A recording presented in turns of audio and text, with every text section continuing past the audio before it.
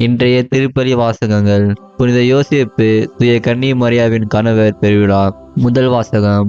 உன் வழித்தோன்றலை உனக்கு பின் நான் உயர்த்தி அவனது அரசை நிலைநாட்டுவேன். சாமுவேல் 2ஆம் நூலிலிருந்து வாசகம். அதிகாரம் 7, இறைவசனங்கள் 4 முதல் 5, 12 முதல் 14 மற்றும் 16 முடிய. அந்நாட்களில் ஆண்டவரின் வார்த்தை நாத்தானுக்கு அருளப்பட்டது. நீ சென்று என் ஊழியன் தாவீதிடம் ஆண்டவர் இவ்வாறு கூறுவதாக சொல்.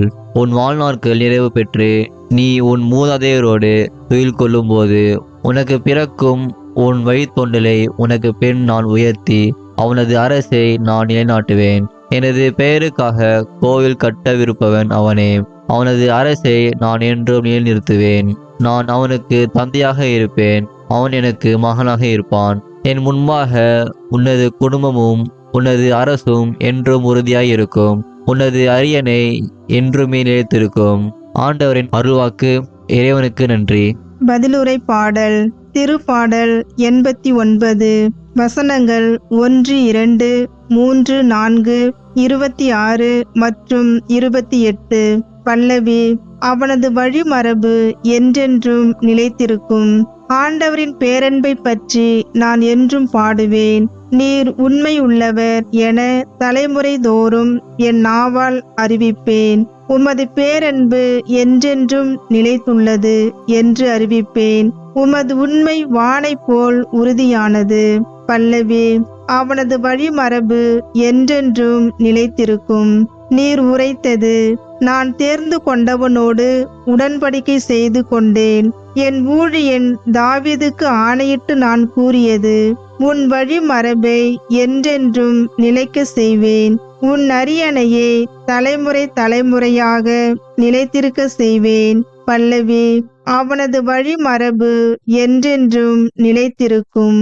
நீரே என் தந்தை, என் இறைவன், என் மீட்பின் பாறை என்று அவன் என்னை அழைப்பான். அவன் மீது கொண்ட பேரன்பு என்றும் நிலைக்குமாறு செய்வேன். அவனோடு நான் செய்து கொண்ட உடன்படிக்கையும் எப்பொழுதும் நிலைத்திருக்கும். பல்லவி. அவனது வழிமரபு என்றென்றும் நிலைத்திருக்கும். 2ஆம் வாசகம். எதிர்நோக்குக்கு இடம் இல்லாதது போல் தோன்றினும் அவர் எதிர்நோக்கினார். திருத்தூதர் பவுல் ரோமியருக்கு எழுதிய திருமுகத்திலிருந்து வாசகம். அதிகாரம் 4, இறை வார்த்தைகள் 13, 16 முதல் 18 மற்றும் 22 முடிய.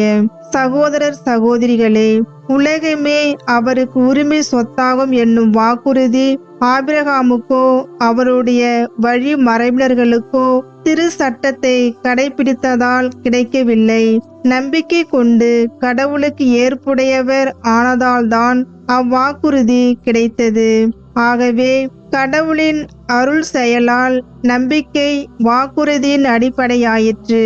இவ்வாறு வாக்குறுதி ஆபிரகாமின் வழி வந்தவர்கள் எல்லாருக்கும் திரு சட்டத்திற்கு உட்பட்டோருக்கு மட்டுமல்ல, அவரை போல கடவுள் மீது நம்பிக்கை கொண்டோருக்கும் உரியது என்பது உறுதியாயிற்று. ஆபிரகாம் நம் அனைவருக்கும் தந்தை. ஏனெனில் எண்ணற்ற மக்கள் இனங்களுக்கு உம்மை நான் தந்தையாக்குகிறேன் என்று மறைநூலில் எழுதியுள்ளது. ஆம், இறந்தவர்களை வாழ்விப்பவரும் இல்லாததை தம் வார்த்தையால் இருக்க செய்பவருமாகிய கடவுள் மீது நம்பிக்கை கொண்டு அவர் முன்னிலையில் ஆபிரகாம் நம் தந்தையானார். உன் வழிமரபினர் எண்ணற்றவராயிருப்பர் என்றும் அவருக்கு சொல்லப்பட்டது. இக்கூற்று நிறைவேறும் என்னும் எதிர்நோக்குக்கு இடம் இல்லாதது போல் தோன்றினும் அவர் எதிர்நோக்கினார், தயங்காமல் நம்பினார். ஆகவே அவர் பல மக்கள் இனங்களுக்கு தந்தையானார். அதை ஆண்டவர் அவருக்கு நீதியாக கருதினார். ஆண்டவரின் அருள்வாக்கு. இறைவனுக்கு நன்றி. நற்செய்திக்கு முன் வாழ்த்தொலி. அல்லேலுயா, அல்லேலுயா. ஆண்டவரே, உமது இல்லத்தில் தங்கியிருப்போர் நற்பேறு பெற்றோர்.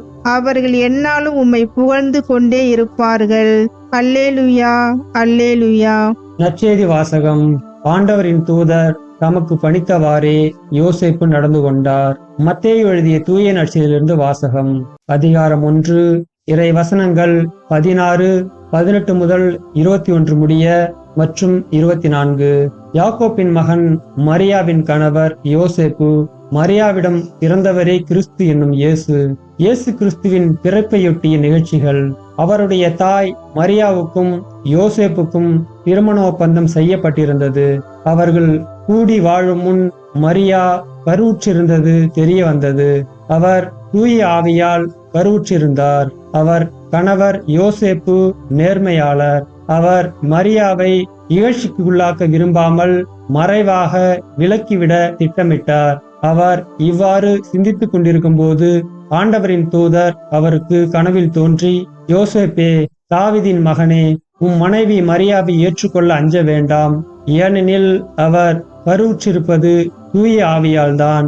அவர் ஒரு மகனை பெற்றெடுப்பார். அவருக்கு இயேசு என பெயரிடுவீர். ஏனெனில் அவர் தம் மக்களை அவருடைய பாவங்களிலிருந்து மீட்பார் என்றார். யோசேப்பு தூக்கத்திலிருந்து விழித்தெழுந்து ஆண்டவரின் தூதர் தமக்கு பணித்தவாறே தம் மனைவியை ஏற்றுக்கொண்டார். ஆண்டவரின் அருள்வாக்கு. கிறிஸ்துவே உமக்கு புகழ்.